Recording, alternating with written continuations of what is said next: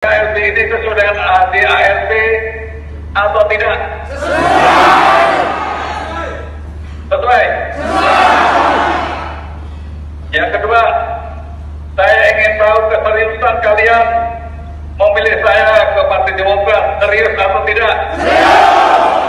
Dengan aspek legalitasnya adalah 2/3 dari jumlah suara.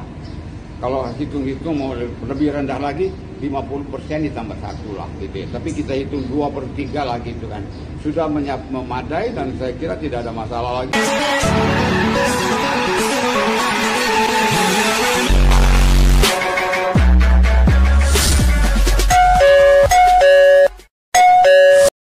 Yusril ke SBY dan AHY, tidak usah Anda khawatir. Abadikini.com, Jakarta, kasus kudeta kepemimpinan Agus Harimurti Yudhoyono (AHY) dari Partai Demokrat kian memanas setelah digelarnya Kongres Luar Biasa KLB Partai Demokrat di Deli Serdang, Sumatera Utara. KLB tersebut menetapkan Muldoko sebagai Ketua Umum Partai Demokrat dan melengsarkan kepemimpinan AHY. Selain itu, KLB juga menetapkan perubahan ADART partai dan menghilangkan Majelis Tinggi dari struktur partai. Adapun, Majelis Tinggi Partai Demokrat diketuai oleh Susilo Bambang Yudhoyono (SBY). Menanggapi konflik Demokrat, ex-Menteri Hukum dan HAM, Menkumham, tahun 2001 sampai tahun 2004, Yusril Iza Mahendra, menyampaikan pandangannya. Ia menekankan tak ingin bicara dengan memposisikan diri seolah menjadi hakim dalam konflik Demokrat. Saya menganalisis aspek-aspek hukumnya, karena saya pikir masalah ini akan berlanjut. Tapi, saran saya masalah ini diselesaikan internal dulu atau melalui Mahkamah Partai, ujar Yusril dalam acara Apa Kabar Indonesia Malam TV One seperti dikutip dari kanal YouTube @TV One News, Sabtu, tanggal 6 Maret tahun 2021. Dia menjelaskan bila tidak puas di Mahkamah Partai baru selanjutnya dibawa ke pengadilan. Menurut dia, di ranah pengadilan, kubu AHY dan ayahnya Susilo Bambang Yudhoyono (SBY) nanti bisa menyusun argumen untuk meyakinkan hakim. Argumen itu seperti KLB di Sibolangit yang tak ada restu dari Majelis Tinggi dan tak dikehendaki 2/3 pengurus daerah pemilik hak suara.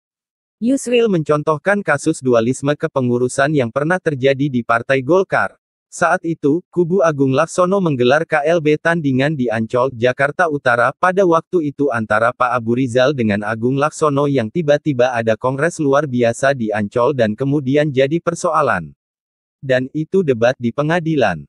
Dan akhirnya pengadilan memutuskan yang menang kubunya Pak Abu Rizal, jelas Ketum Partai Bulan Bintang PBB ini. Dia menyatakan agar SBY sebaiknya menempuh langkah demikian. Sebab politik tergantung menafsirkan. Ia berharap tak perlu anggapan ada campur tangan pihak ini, pihak itu karena hal itu justru tak akan selesai. Pada akhirnya persoalan ini adalah persoalan hukum.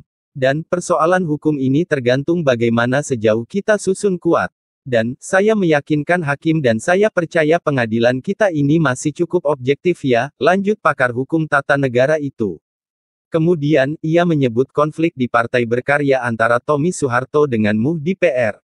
Ia bilang hakim masih jernih dalam memutuskan perkara ini. Walaupun prosesnya belum inkrah masih banding di Pengadilan Tinggi Tata Usaha Negara, kata Yusril. Dalam konflik partai sebelumnya seperti Golkar, Berkarya bahwa kepengurusan yang bikin KLB tandingan malah disahkan Menkumham Yasona Laoly. Namun, saat dibawa ke pengadilan, keputusan Yasona justru dianulir. Belakangan ini kan kita lihat waktu Golkar dan kemudian Berkarya, itu disahkan langsung oleh Pak Yasona. Tapi, ketika dibawa pengadilan dianulir oleh pengadilan, sebut Yusril. Untuk itu, Yusril menyarankan agar kubu SBY dan AHY tak perlu khawatir spekulasi keterlibatan pihak tertentu di balik kisruh Demokrat. Ia yakin hukum masih di atas segalanya. Jadi, tidak usah Anda khawatir ada presiden di balik ini ya, berkali-kali presiden dikalahkan di pengadilan. Dan itu saya kira bukan hanya Pak Jokowi ya. Pak SBY juga saat masih presiden digugat ke pengadilan, bisa kalah juga katanya. Pokok yang tidak kalah berat membantu pemerintah bagi saya untuk memulihkan dan bangkit kembali dari pandemik yang kita hadapi bersama. Untuk itu, tolong saudara-saudara jawab beberapa pertanyaan saya untuk memastikan. Tolong ini dijawab. secara serentak? Apakah proses KLB ini sesuai dengan ADART atau tidak? Sesuai.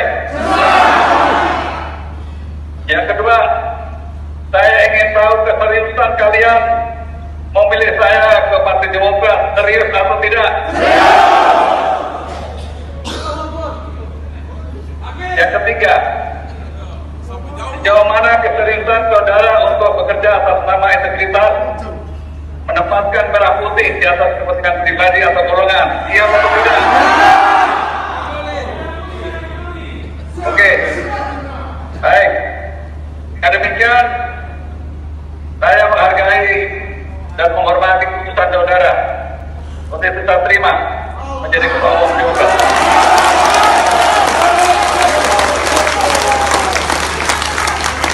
Terima kasih. Assalamualaikum warahmatullahi wabarakatuh.